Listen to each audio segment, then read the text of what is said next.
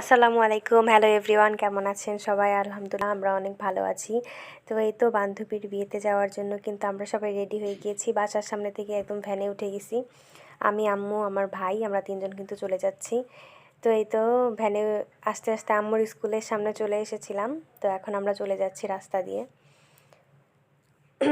আর ওইখানে গিয়ে আমরা হচ্ছে ড্রেস চেঞ্জ করব, এই কারণে ব্যাগের ড্রেস নিয়ে নিয়েছি আর বান্ধবীর গিফটটা নিয়ে নিয়েছি। তারপর আমরা চলে যাচ্ছি। অনেক দিন পর আজকে বান্ধবীর বাড়িতে যাওয়ার সময় গ্রামের ভিতরের ফিলটা পেয়েছি, অনেক সুন্দর।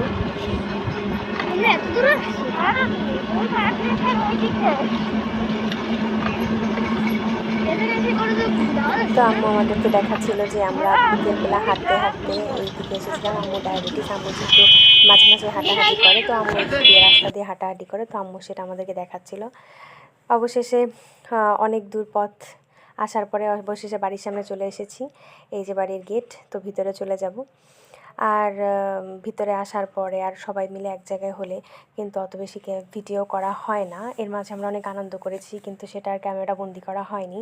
আমাদের স্কুল লাইফের অনেক বান্ধবীরা একসাথে এসেছিলো, সবাই একসাথে থাকলে তো আর ক্যামেরা অন করা হয় না। তারপর আমাদেরকে খাবার খাওয়ার জন্য ওইখানে ডেকে নিয়ে গেল। তো এখানে বসে আছি একটা অন টাইম প্লেট গ্লাস নিয়ে। তারপরে ভাত দিল,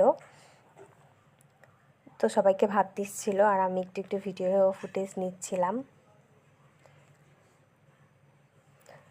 তারপর একটা বেগুনি দিয়ে গেল। বেগুনিটা অনেক মুচমুচে ছিল আর টেস্টটাও কিন্তু একদম অসাধারণ ছিল। তো আমি প্রথমে বেগুনি দিয়ে খাওয়া শুরু করলাম। তারপরে মাছের মাথা দিয়ে ডাল রান্না করেছিল, সেটা দিয়ে গেল। তো মানে তাদের রান্নাগুলো সবটাই অনেক মজা ছিল, সবাই খাচ্ছিল।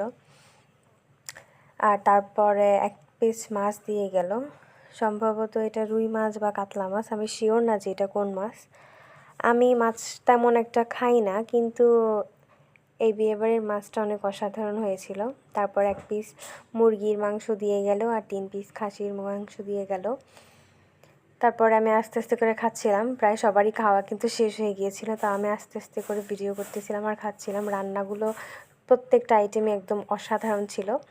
এবং শেষ পাতে দধি দিয়ে গেল। তো দই খাওয়ার পরে আমরা কিন্তু এখান থেকে আম্মু আর আমি হাত ধুয়ে ভিতরে চলে এসেছি বিয়ের এইখানে। এখনই একটু পরেই বিয়ে শুরু হবে।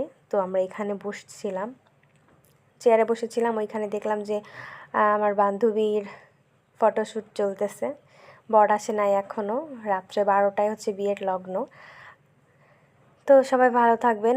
নেক্সট ব্লগ দেখার জন্য সবাইকে আমন্ত্রণ জানাই।